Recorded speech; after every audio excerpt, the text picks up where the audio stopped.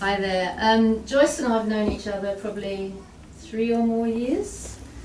Joyce was a client a long time ago when she was working on another company, and we've been to different conferences together, we've been out and about, and it was only a few months ago that she came to my office and we were chatting about various things, and she said, "Tell me about big collaboration again." Now, she'd been to various meetings and she understood it, but she went, "I really think I should be in this, shouldn't I?" I was like, "Are you asking me or are you telling me?" So she decided to come back. Now, Joyce has been on the very first Be Inspired programme, which was a 2-day full impact. It was so hardcore that we even had people at the end of day 1 who never came back for day 2, because I think we shocked them to the absolute root, and they're like, "I can't cope with this anymore." But Joyce toughed it out. She was a brave woman, and she came away with lots of learning from Be Inspired. Yeah, I was just curious to understand what was going on. I just, I guess what surprises me was the people who came to the event. I just thought, hang on a minute, I've been, all these things that Ekin is talking about and I've been hearing in the conversations during lunchtime, these are things, values that I hold dear, and it was just strange in some way to me that, people have come together all sharing this common ideas. So yeah, I just wanted to know more. I left confused but intrigued. She keeps coming back for more. I keep coming back for more, yeah. Well, what I like about what I've learned from you is love, freedom and living fearlessly is something that you epitomise. I don't know if anyone's radiated from Joyce the love that she gives out to people, but I truly see that in you. So I'd like you to tell us a little bit about your family and where you came from before you got to your wonderful living, loving and being in freedom. Yeah, I have a picture, well, the mission statement, and I remember being asked to give, a statement for Be Collaboration, and I thought, what can I pull together, and I get into a state where I'm thinking, right, what can I share with the world? And sometimes words just flow out, and this is what came to me. That we all deserve happiness and love, prosperity and good health. You don't have to destroy your health to have it all. And for me, that was key, because that was my life. That was the way I thought I could get to where I wanted to be, that high-powered corporate person that I was looking out there for, and so more or less I was destroying my health in order to get that. So my mission is empowering and inspiring others to take their own health and well-being seriously, and just taking the clock back, if I could take it back. I worked in the pharmaceutical industry for many years, and for me, that was what you do. You finish school, you go look for a job, and you work till you retire. But it wasn't enough for me. I just felt there was something missing. I was working hard. And you had your lovely family. I had my lovely family. I think I have a slide of pictures that we took recently on our holiday to Switzerland. And yeah, I thought I was doing it all for them. So you wake up in the morning, and for me, this was what I considered to be normal. So before I got to the point where I thought enough is enough, I had worked through different roles, and at a point... Tell us an average day, because that blew me away when you said what you used to do for your family. For my family, what time did you get up? I was, at the time, this was 3 years ago. So 3 years ago, I was working as a consultant with the pharmaceutical company. So I had reached a point where I thought, enough is enough going to a job where I knew I was worth more than they were paying me. And this all came about simply because I was working for a company where we used to get contracts from these big pharmaceutical companies, and they put my CV forward. So to win that contract and to see the proposals and how much they were charging per hour for me putting my CV forward, I thought, what am I doing here? So when the opportunity came to either stay or the company was moving to a different location, I just thought maybe this is my opportunity to just go and do contract. And the reason why I wanted to do the contract, I took on the contract role, was I thought by going to do contract work, I will have plenty of time to spend with my beautiful kids. But I went the opposite. So I used to, basically as a contractor, you go where the jobs are. So I live in Braintree, and the pharmaceutical companies for past 5-6 years, it all seems to be moving away from where I am, the Essex area, to the M4 corridor. So I used to travel from Braintree to Heathrow every day for 3 years.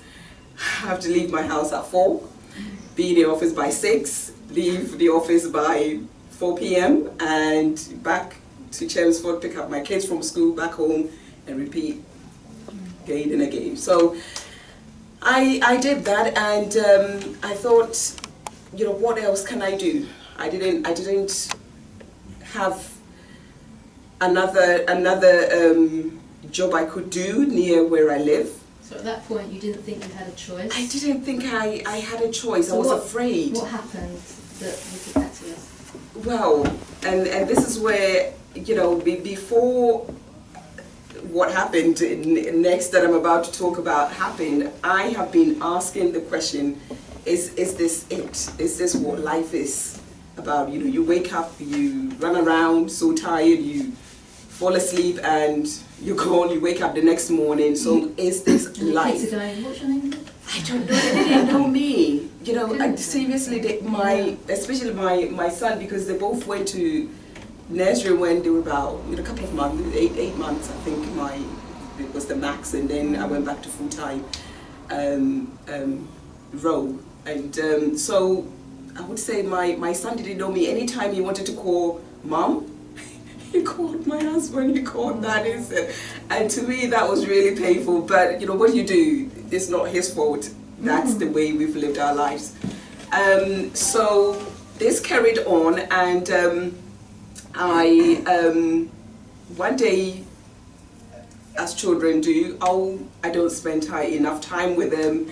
They don't see me much. Why don't I take them to school? So I decided one day that I would drop them, do the school run. But once I do the school run, the M25, by the time I get on it, round about 8:30, it's chock-a-block. So I stayed in this traffic, got to the office, I was late, and I walked into the office, open plan, everybody sees you coming in late. I was like, oh, I've got to do my hours.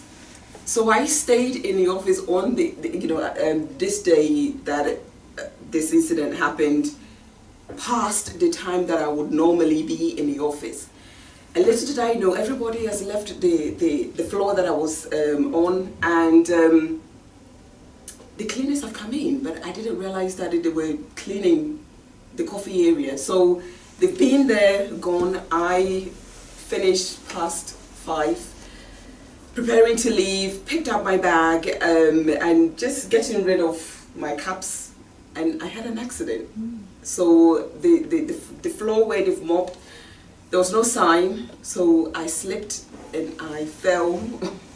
My bottom, my coccyx just shattered. I just felt that I have done a major injury to my spine.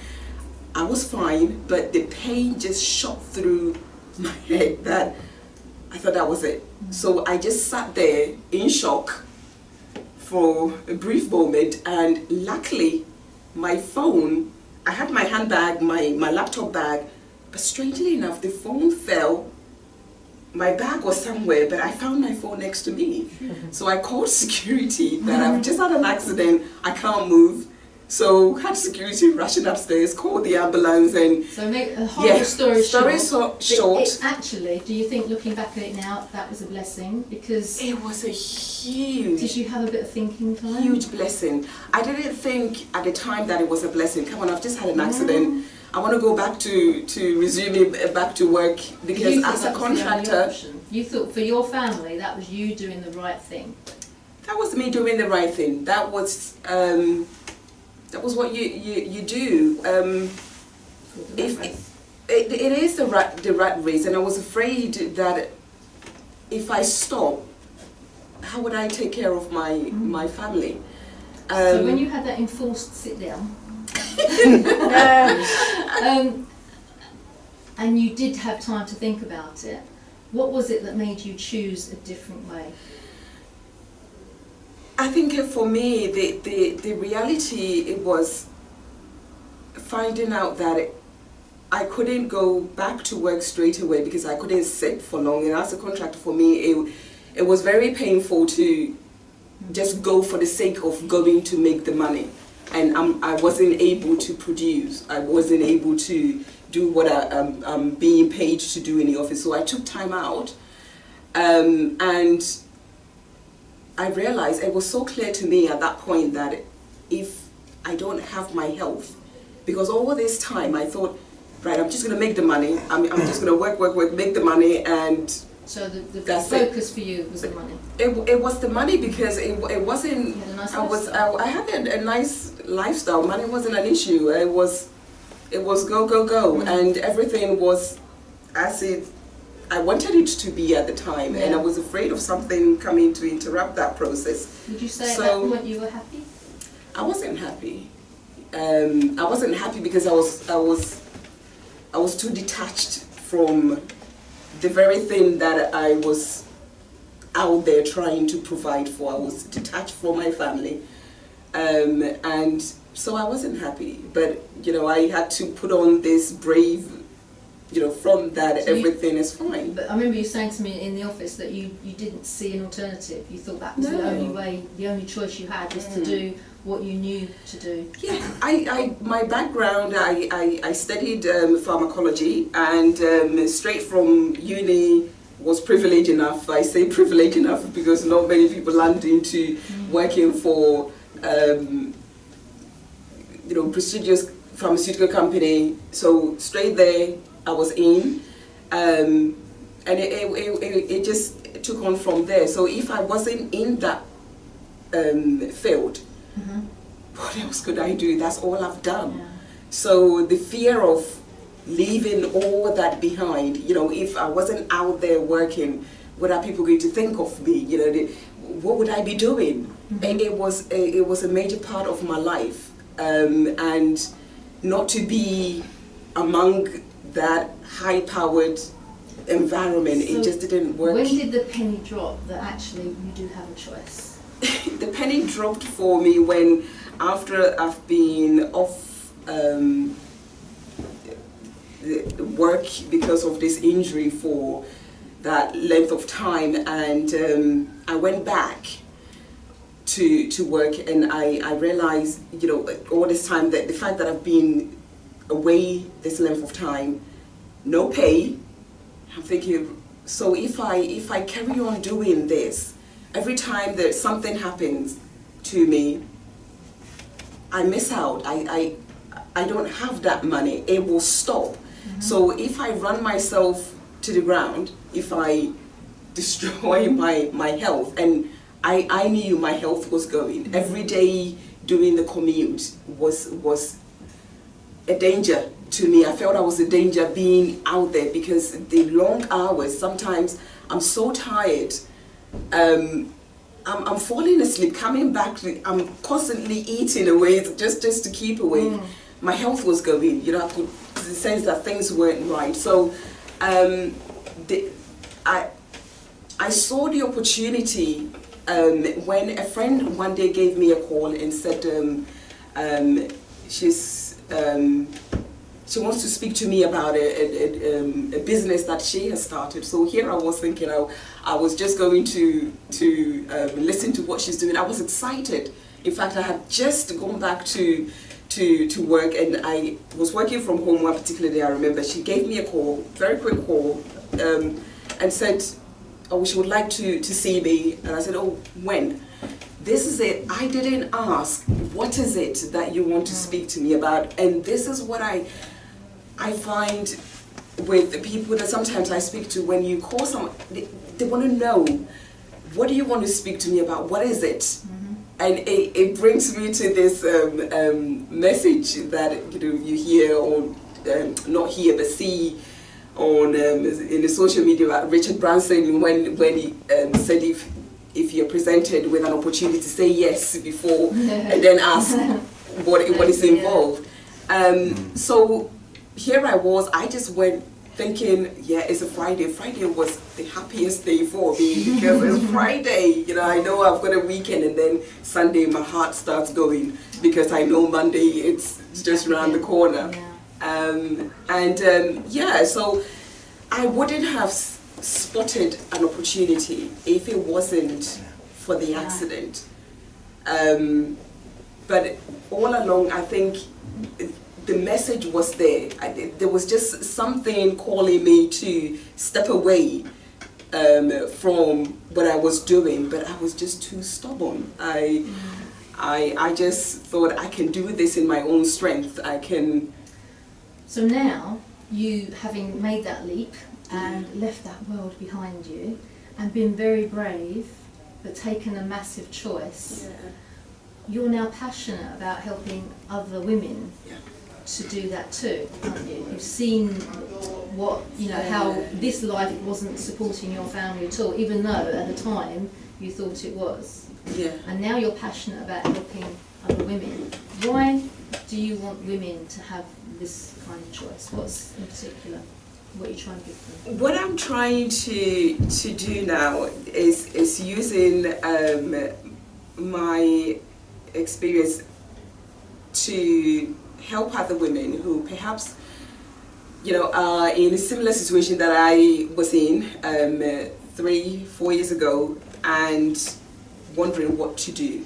Because sometimes we have the answers, but whether we choose to follow through is another thing. And it's not because we don't want to take that leap of faith. It's the unknown. What are they stepping into? And we all need a helping hand. We need a helping hand. I felt if maybe someone had come to me, I don't know whether I would have seen it, but have come to me and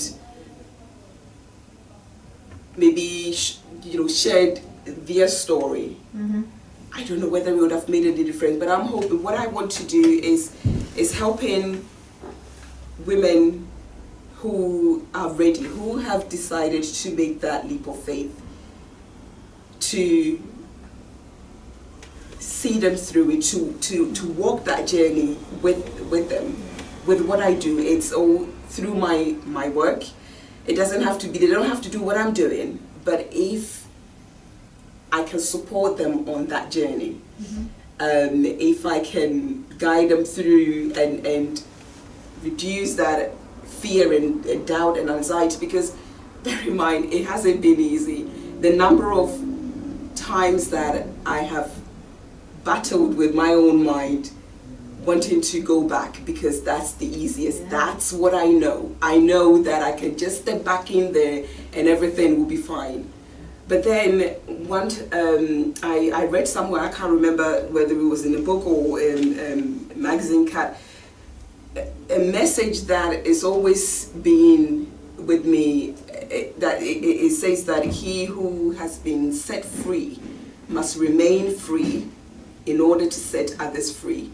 And so for me, every time I'm thinking, go back, it's the easiest. What's all this struggle trying to make ends meet where you can make the money just like that.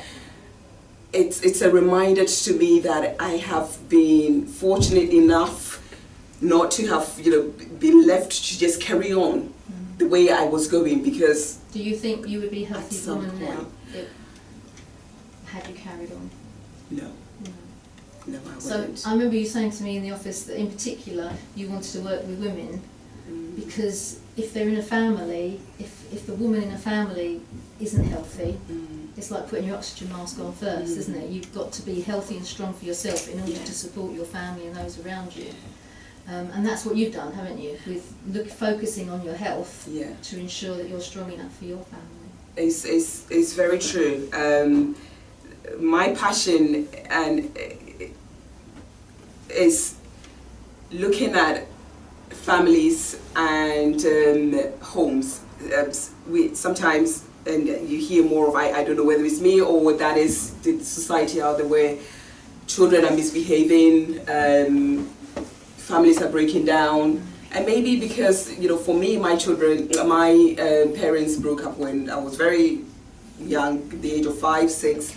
My parents separated, so I was brought up by aunties and my grandmother, and so having the family is important to me. That family unit is important to me, and I believe that, you know, families don't break down because they want to. They came together for a reason, but the stresses of life, sometimes things just don't work out and they have to go separate ways. And the children, it's always the children. I look at, you know, my own upbringing, and I just feel that if as a woman, I know the part that I play in my own family, and I'm sure, you know, you all play that part in your own. If we are taken care of, if we love ourselves enough, so because it starts off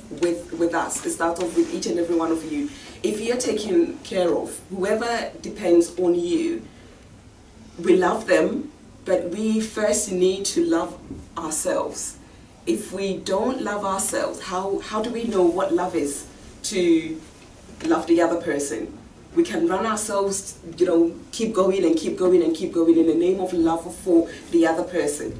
But you need to turn, I believe, is turning and looking at what are we doing for our own lives? What are we doing for our own selves to keep healthy, keep, you know, in a state that we will be there to take care of the rest. So this oxygen mask, put yours on first, and then you can take care of those around us. So yeah, I'm passionate about, you know, helping women simply for that reason, because if you're happy and the kids come home, they're going to be happy. Why? Because I know when I'm stressed and my child comes home and you're, you know, talking about something else, I get agitated, I react very quickly. But if I'm in a state where I know I'm calm, I'm taken care of, you know, there's just this feeling, they walk in and I'm full of energy. I join in activities, you know, you can understand and empathize with what is going on. You don't easily go, you know, just blow, blow your top. And I think what you're saying as well, love yourself, it's something that is it a British thing? I don't know, but we're not used to putting ourselves first, are we? And you didn't say to me, oh, you should love yourself first. It's love yourself first. And it's like, it's not optional. This is something that we should all be aware of and we should all be doing, because otherwise the bucket runs empty. It does. And you can't give to somebody else if you've got nothing left to give. So you have to start with yourself. Precisely, precisely. Let's see what the next line is. There we go. I like that. Okay. Beiju, I'm not sure whether you're looking, but you know, when I was putting these slides together, this True Transformation is the name of my business, and that name came about because you know, you hear transformation, but really to transform from whatever that is happening, whatever that we are doing, you have to go deep, and let it come from within what you do, whatever that you've chosen to pursue. For me, it was not just any transformation, but transformation from the health and mind, body, and soul, and the fact that my journey started with the quest for me, the meaning of what this life is about. What am I here for? What's my purpose? And I know it was more than just me going to sit in an office somewhere, just in my car, just me. So when I was putting this slide together, I just happened to just open up Facebook, and Beju's video came up. So I started to listen to it. This was after the US election, and in the video you mentioned that it's not about making the dollars, it's about making a difference, and that is what that resonated with me straight away. This is what I'm about. Yes, I want to make money, but it's not so much with what I do about the money, because if I want to, I always say that I know where to go to make bigger money than what I'm doing. It's about making a difference, to people's health and their family, because that's what matters. At the end of the day, what matters is that you're happy, you're loved, that you can share that love with others. So that's why that's up there. Okay. So I've put that up there, but this is just a reference. We ended up talking about Anita Moorjani. If you haven't already checked her out, which obviously Claire has, go to watch her TED Talk. We did. Amazing. She wanted to have this 20-minute TED Talk in her known be known, and I said no. It's too long. You have to go and watch it for yourself. And she poses the question: what if this is heaven? And this is her latest book, where she talks about her near-death experience, and how she believes she came about getting cancer, and how she was healed from cancer. So it's a great book, and like Jill said, if you haven't read her book before, the first one is called Dying to Be Me, and again talking about her fears, how she lived on fear and wanting to please everybody except herself, and we can all relate to. I certainly relate to that, and this is something that inspired me when I was thinking about this talk today about unconditional love for ourselves, and with that we can then share that love with others. Okay, so on that note, we thought you could have a little activity. We're going to ask you to get into groups of 3 maybe, and ask 3 questions. We'll leave the questions up there to remind you, and then we'll have a little discussion just to kind of get you grounded on whether you love yourself enough or too much in some people's cases.